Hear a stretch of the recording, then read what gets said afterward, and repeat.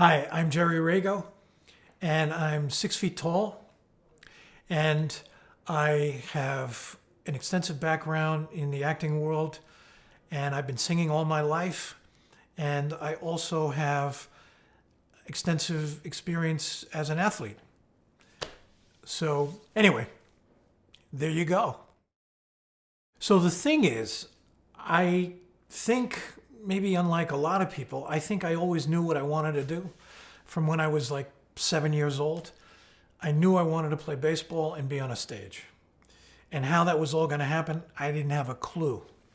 So I played baseball for many years, and I finished up by playing in the Tigers organization, tried out for the majors, and didn't get a major league contract. So then I auditioned for drama school. And I remember when I said that to my parents, that I was going to go from baseball into the acting world, my father just said, "Boy, you can really pick 'em. You go from tough to almost impossible." I said, "Yeah, well, that's me." So I got into drama school in New York, and I went for a couple of years, and then I went to drama school in London at the London Academy. And that was great fun. And I got to work with some really very interesting and well-known people, David Suchet being one of them, Eileen Maxwell, who was a very well-known actress at that time, and real characters too. And the time in England was great. Got to do a lot of theater in England, saw a lot of theater, and then I came back and and just started on things. But an interesting thing that happened, I was telling somebody about this, and if it doesn't restore your faith in in people, it really did for me.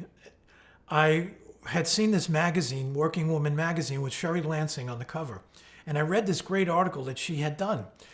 And so I eventually wrote to her, of all things, to write to Sherry Lansing, who was at the time the head of Paramount Studios. And I just said, wrote about the article, and I said, "How can a New York actor get to meet you?" And I sent it off with a picture and resume. Week later, I get a call from Paramount Studios, of all places.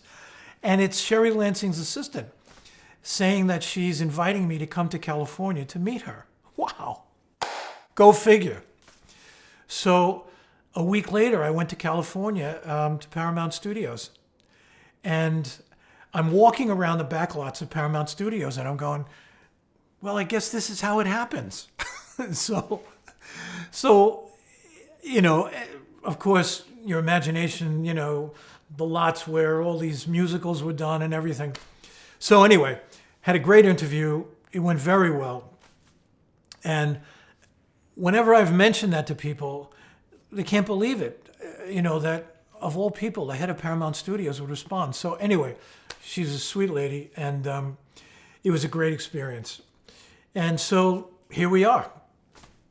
And I don't know what else I can tell you. I think maybe that's enough. So I've been able to do two things that I love most in the world, playing ball and working in the theater and working on film. And life is good when you do what you love.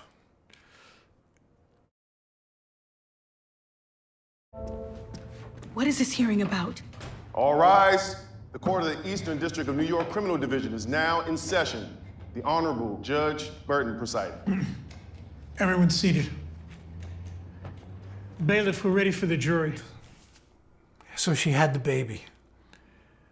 My son, Bill Jr. I think I know who the father is. I never said anything all these years. But I raised him. He's my son. And I love him so much that I wouldn't trade him for anything. Knocks all cell phones out within 25 meters. How's it work? It sends out a strong signal that knocks all phones out of the air. Well, if that's going on, we'll Person on the phone just assumes their reception went bad. I'd like to propose a toast to Adam, who accomplished more in his death than he ever did in his life. Do you mind if we go to Chez Louis for dinner? Really? Yeah, really. Well, that's so romantic. Yeah, it's also a health precaution. So what do you want to do, Matt, huh?